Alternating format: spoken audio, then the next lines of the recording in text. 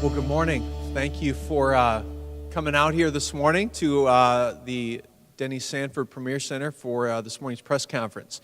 Today we're going to talk about an initiative that's going to be a big one for my administration over the next several years, and one that bubbled up really in the last 6 to 8 months as we've been looking at capital budgets.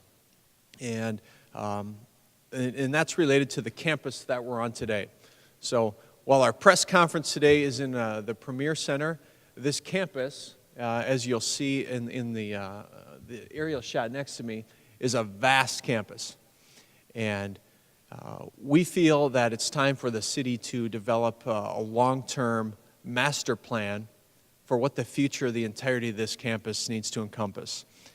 We've had a lot of studies over the years. We've had studies on specific facilities. Most recently, we had a study on our arena and what to do with our arena. We've had studies on parking. We've had studies on this facility that we're in. But what I feel we need to do is take the results of those studies and now move forward with a bold vision for this entire campus. And so today, we're announcing a study group that the mayor's office is forming to develop what the long-term vision for this campus looks like. And so what we'll be calling it is the events campus. The events campus encompassing our bird cage, encompassing this facility, encompassing the parking, encompassing the arena, our private partner in the Sheridan, Howard Wood Field, and all the supporting properties around it. So the city has made substantial investments in this area over the last really 50, 60 years. I think someone told me this morning, and you'll have to correct me if I'm wrong on this, the baseball stadium was built in 61? 64. 1964 was when our baseball stadium was first built. And so we have been making investments out here ever since. One challenge, if I'm being frank, that we've seen is the retail and commercial development to follow those investments we've been making as a city. And I'll be honest in that that is going to continue to be a challenge. This study group that we're forming is in no way going to be able to wave a magic wand and spur a lot of private sector investment out here. However, we hope that that is one thing that we will examine and see how we can do that, what we can do to spur more investment out here. So there's challenges, there's current needs we have. I'm honored to have Terry Ellis Schmidt with the CVB here. I've been involved with the CVB for a lot of years on their advisory council and in other capacities. And one thing they talked about a lot was the continuous need for flat floor space. He said, Paul, if we had more flat floor space, we could be bringing events and conferences to this town that would have huge economic impact on our city. So that's an issue we need to look at. We need to look at the upkeep of aging facilities. One of the first things we did when we sat down and did capital budgets this past year is we looked at some investments we had to make in this campus, and we looked at the arena. And we had about $1 million line item for bleachers in the arena. And we sat back and we said, okay, is that a good use of taxpayer money to put $1 million updated bleacher set into the arena when we don't even know if that's a long-term viable facility for the city? And so that really spurred our need and our desire to take a comprehensive look at what we're doing out here. Some of our future needs include parking challenges. As you can see in the aerial next to me, we have a fair amount of flat parking right now, but if you've been out here, when there's multiple events going on, you understand that parking's a challenge. And so we need to look at parking. We need to look at hotel space. Do we have enough hotel properties on site and in close proximity to our convention center? When events look at coming to a city, they look at a few things, and one of those is hotel rooms within proximity of the event venue. And right now we have one attached hotel property, but we need more.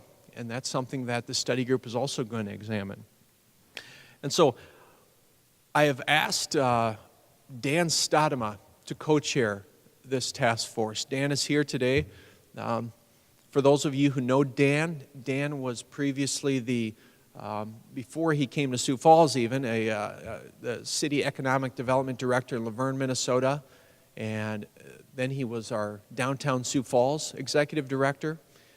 Currently he's a Vice President at First Dakota National Bank, which puts on several large events, including an event called the Pro-Am Jam, where they bring in national events for a private concert every year. So Dan has a lot of experience in this space, and I asked him to co-chair this task force.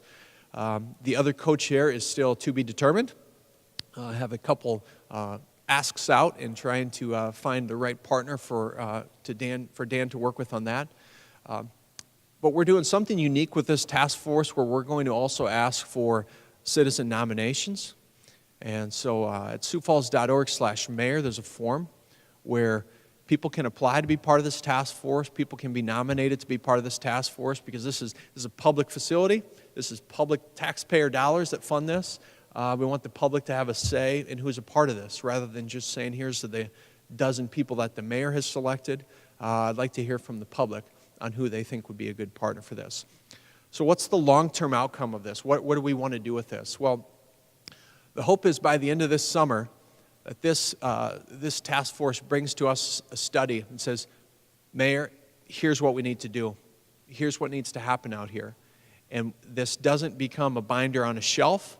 This becomes a plan that we move forward with, because we're past the binder on the shelf phase, and we're at the point where we actually have to make some decisions. We have to make some decisions on that arena. We have to make some decisions on the investments we're making in the baseball stadium, which is an aging facility and is costing a lot of money to continue to maintain. We have to make some decisions on parking. We have to make some decisions on how we're going to better connect downtown and the millions and millions of dollars we've spent in our downtown with this facility to better help sell conventions, events that want to come here and connect them with our downtown. So we're past the consultant phase, we're at the decision-making phase, and this task force is going to help us do that. And so I would hope that the results from this task force are going to provide us some actionable data that even by the end of the year, my administration will be able to start making some real decisions and bringing initiatives forward to our city council to hopefully approve and move forward a bold vision for what this campus looks like. So real quickly, I'm just going to highlight a couple things here. So there are a lot of players and a lot of partners, as you can see, in this campus.